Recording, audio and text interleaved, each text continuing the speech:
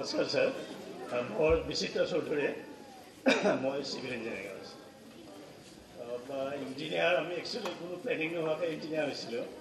গতিকে আমাৰ কোনো এইমিন মানে মোৰ তেনেকুৱা নাছিলে আৰু যে এইমিন লাইফো নাছিলে যে ইঞ্জিনিয়াৰে হ'ম মানে ঘৰৰ মানুহে বাধ্য কৰাইছিলে যে ইঞ্জিনিয়াৰে হ'ব লাগিব তো সেই বেচিছতে মানে ইঞ্জিনিয়াৰিঙত চিট পালোঁ চিট পাই আহিলোঁ মোৰো বোধহয় মিলি ছাৰৰ ক্লাছটোৱে প্ৰথম ক্লাছ আছিলে বাকীখিনিৰ লগতে গতিকে মিলি ছাৰৰ আমাৰ যিবিলাক মানে ধৰক অকণমান ষ্ট্ৰিকনেছ অকণমান ধেমেলীয়াও আছিলে এইবিলাক ভাল লাগিছিলে আৰু বাকী যিটো ৰেগিঙৰ কথা কৈছে ৰেগিঙত বোধহয়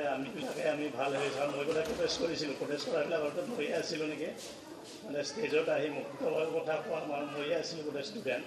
যিজনে মানে প্ৰটেষ্ট কৰিছিলোঁ ৰেগিঙত আৰু বাকী 7 নম্বৰ হোষ্টেলত আছিলোঁ মই তো 7 নম্বৰ হোষ্টেলত মানে আটাইতকৈ কম ৰেগিং খোৱা আছিলোঁ মই আৰু 7 নম্বৰ হোষ্টেলত আটাইতকৈ যিজন মানে ভয় লগা ৰেগিং কৰা আছিলে ৰেগিং মাষ্টাৰ আছিলে তেওঁৰ নাম বোধহয় বিজয় দাস আছিলে উজান বজাৰত বিজয় দাস উজান বজাৰত আছিলে তো তেওঁ মানে আটাইতকৈ মানে ভয় লগা আছিলে টাইগাৰ অভিজিত দাস য়েছ টাইগাৰ অভিজিত দাস তো টাইগাৰ অভিজিত দাস আছিলে মোৰ দাদা মানে দাদা একচুৱেলি কটন কলেজৰ টিচাৰ আছিলে মানে কিছু বছৰৰ কাৰণে তো অভিজিত দাস আছিলে দাদাৰ ষ্টুডেণ্ট তো সেই অভিজিত দাসে যেতিয়া মই হোষ্টেলত আছিলোঁ মই কৈছিলোঁ যে তুমিতো মোৰ ছাৰৰ ভাই হয় তুমি আটাইতকৈ তোমাৰ কম ৰেগিং হ'ব তো মোৰ আটাইতকৈ কম ৰেগিং হৈছিলে একেৰাহে 500 বাৰ উঠা বহা কৰা একেৰাহে যাৰ কাৰণে মই মানে পিছত এমাহমানলৈকে মোৰ মানে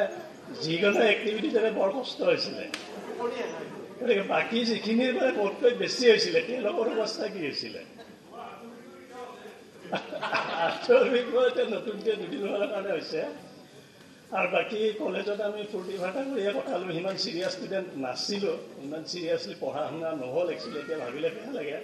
খেল ধেমালি বেছি কৰিছিলোঁ ফুটবল খেলিছিলোঁ ভলীবল খেলিছিলোঁ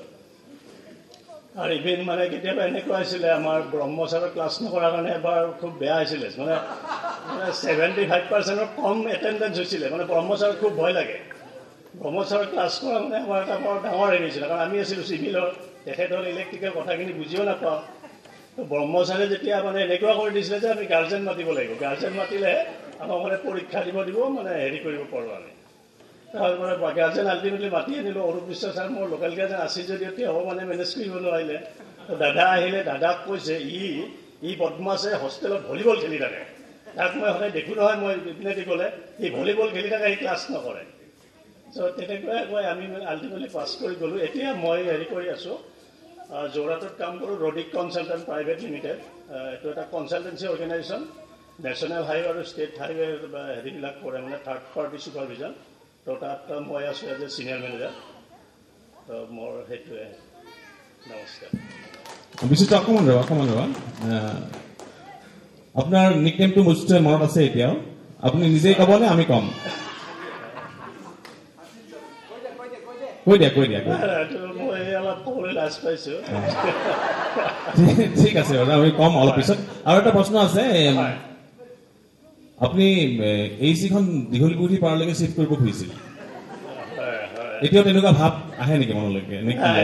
দীঘলীপুখুৰীতকৈ মই মানে বেছি দীঘল পাল মই মানে কলঙৰ পাৰলৈকে গুচি গ'লোঁ দীঘলীপুখুৰীখন এটা পুখুৰী আছিলে গতিকে মই পুখুৰীত আবদ্ধ হৈ নাথাকি মই নৈলৈকে গ'লোঁ মই নৈৰ ওচৰত গ'লোঁ কলং নৈৰ ওচৰলৈকে গ'লোঁ মই গতিকে মই কলঙৰ পাৰত সুখী থেংক ইউ এণ্ড বাকীবিলাকৰ কাৰণে ক'লোঁ বিচিত্ৰৰ আমাৰ নিকনেমটো আছিল মুংগেৰী লাল